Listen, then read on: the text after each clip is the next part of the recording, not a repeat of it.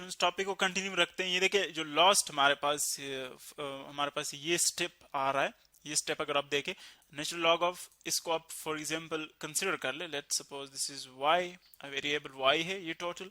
And for example this is a variable x है और एक हमारे पास है y। तो अगर आप आइडेंटिटी देखें जो हम यूज कर चुके हैं लॉगरिथम्स में, इस तरह होता है हमारे पास कि अगर एक है suppose natural log of x minus natural log of y, सो ये किसके इक्वल होता है? अकॉर्डिंग टू आइडेंटिटी हमारे पास इक्वल होता है natural log of x divided by y। या इनका जो डिफरेंस है, दोनों individual natural log of this and natural log of this, इन दोनों का जो हमारे पास डिफरेंस है वो एक्चुअली किसके इक्वल होता है? Natural log of the division of both these variables. So ये हमारे पास इस तरह आता है। तो बिल्कुल इसी तरह इस टोटल को हम लिख सकते हैं यूं, 1 over R C into time, 1 over R C into time is equal to, यहाँ जाएगा बिल्कुल इस आइडेंटिटी के मुताबिक आप इसको लिख लें। इस आइडेंटिटी को यूज करके, क्योंकि ऊपर भी हमारे पास एक जो है for example natural log of ये x और ये y, तो इसको बिल्कुल हम इसी फॉर्म में लिख सकते हैं। यहाँ जाएगा नेचुरल लॉग ऑफ, माइनस बाहर आ जाएगा, नेचुरल लॉग ऑफ यहाँ जाएगा x EMF into capacitance minus Q of t divided by exponential into capacitance, ये हमारे पास आ जाएगा। अब अगर आप देखें और भी हमारे पास सिंपल हो गया। अब एक जो यहाँ पर सिंप्लीफिकेशन में जो एक कंफ्यूजन आ रही है यहाँ पर हमारे पास, वो है इस नेचुरल लॉग का। इसको हम यहाँ से देखें अगर एलिमिनेट कर ले तो जो सिंपल फॉर्म है, यानी बिल्कुल अलजेब्रिक फॉर्म में हमारे पास इक्वेशन आ जाएगा। तो हम किस तरह कर सकते हैं? इसके लिए हम एक्सपोनेंशियल लेंगे, एक्सपोनेंशियल फंक्शन, क्योंकि ये दोनों एक दूसरे के इनवर्स है। तो अगर हम एक्सपोनेंशियल ले ले both sides, so natural log वहां से कैंसिल आउट हो जाएगा। यह जाएगा यहाँ पर भी एक्सपोनेंशियल ले ले, सो ये बन जाएगा 1 over R C into T. यहाँ पर भी एक्सपोनेंशियल फंक्शन ले लिया, यहाँ पर भी ले लें, सो ये बन जाएगा exponential of minus natural log of EMF into capacitance minus Q of t divided by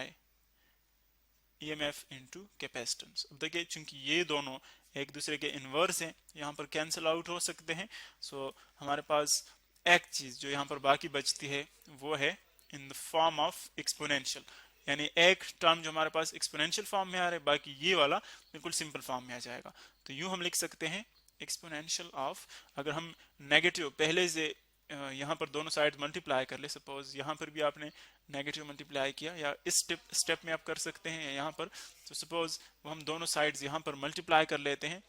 ये प्लस बन जाएगा मल्टीप्लाई अगर कर ले, और नेगेटिव हम इसके साथ, ताकि और भी सिंप्लीफाई हो जाए। तो ये बन जाएगा माइनस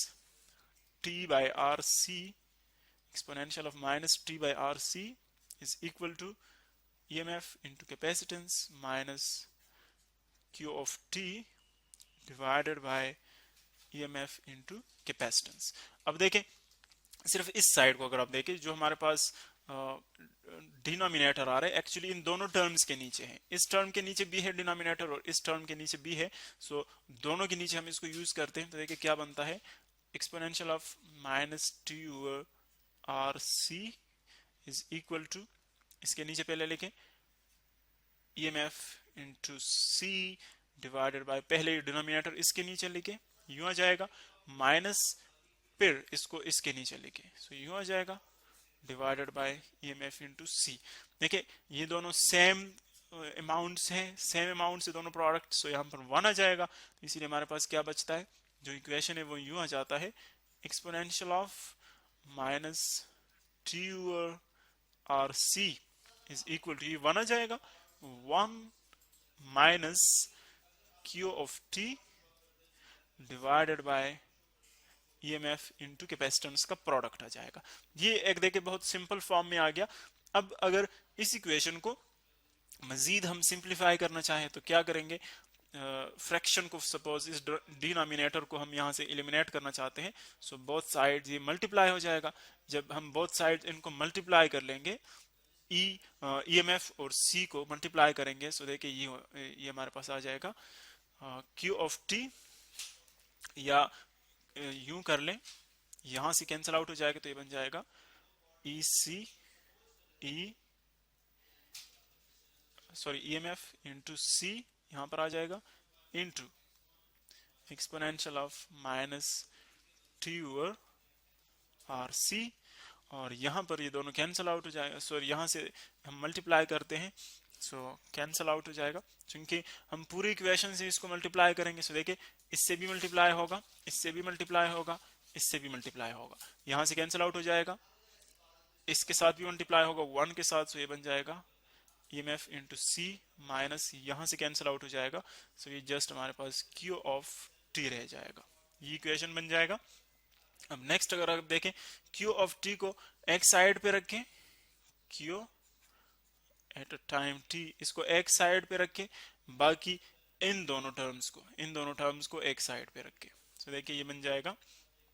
ईएमएफ इंटू सी, ईएमएफ इंटू सी, यानी क्यू को रिप्लेस कर ले, आप देखिए इसको यहां पर ले आए और इसको यहां पर ले आए, दोनों रिप्लेस हो जाएंगे, सो यू बन जाएगा minus EMF into capacitance into exponential of minus T over R C, T over R C. अब इसमें अगर आप देखें एक हमारे पास जो ईएमएफ है, ईएमएफ और कैपेसिटेंस का प्रोडक्ट ये दोनों में कॉमन है, तो हम कॉमन लिख सकते हैं, ले सकते हैं, देखिए कॉमन ले लें, ये बन जाएगा ईएमएफ इनटू कैपेसिटेंस, ये आ जाएगा, यहां पर आप कॉमन ले ले, इसको निकाल ले, सो 1 आ जाएगा, माइनस यहां से ये निकाल ले, सो जस्ट एक्सपोनेंशियल फंक्शन हमारे पास रह जाएगा minus T over R C. ये एक इक्वेशन बन रहा है, देखिए अगर आप ऊपर वाली इक्वेशन जो हमने लिखा था बिल्कुल एग्जैक्टली चार्ज के लिए वही इक्वेशन हम डिराइव कर चुके हैं, यहाँ पर ये टोटल चार्ज और किसी भी स्पेसिफिक टाइम पर जो चार्ज है उसको अगर आप कैलकुलेट करना चाहें तो इस फॉर्म में आ जाएगा,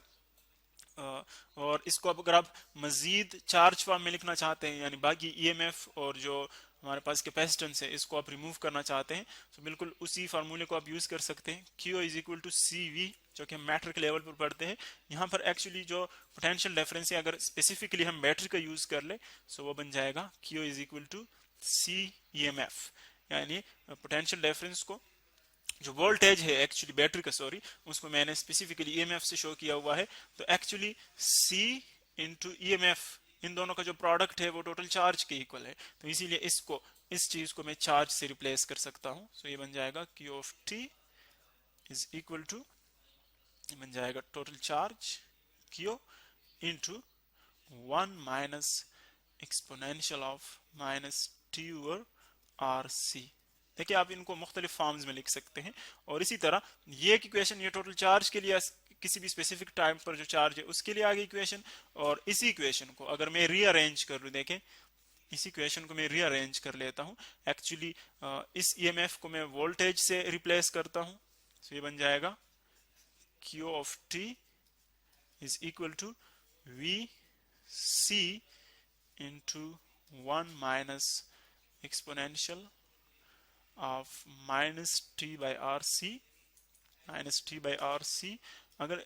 आप बोथ साइड यहाँ पर C से डिवाइड कर ले, ठीक है, C से बोथ साइड डिवाइड कर ले, तो यहाँ पर भी डिवाइड कर ले इस फॉर्म में, यहाँ पर भी डिवाइड कर ले, ये दोनों कैंसिल आउट हो जाएंगे, तो यहाँ पर Q of T divided by C ये आ जाएगा is equal to V into 1 minus exponential of minus T over R C, minus T over R C ये आ जाएगा। अब अगर आप देखें इसको हम सपोज Q बाई सी को अगर हम देखें यहां से इसी इक्वेशन के Q बाई सी, तो किसके इक्वल आता है, वही ईएमएफ के इक्वल आ रहा है, या ईएमएफ को अगर हम स्पेसिफिकली यहाँ पर वोल्टेज से शो करना चाहें, सो ये बन जाएगा V, यानी वोल्टेज से हम इसको शो करना चाहते हैं, V बन जाएगा V of T at any time, और ये आ जाएगा इनिशियल वोल्टेज, इसको आप यूं लिख सकते हैं, into 1 minus exponential of minus T by R C. देखिए ये हमारे पास पोटेंशियल डिफरेंस या वोल्टेज के लिए आ गया। सो दोनों इक्वेशंस हम डिराइव कर चुके हैं। नेक्स्ट हम ये देखेंगे कि जो इसका हमारे पास charging and discharging of capacitor है, इसका ग्राफ एक्सपोनेंशियल किस तरह बन रहा है, इसको हम फिजिकली भी देखेंगे और ग्राफ भी हम ड्रा करेंगे और उन दोनों को कंपेयर करेंगे।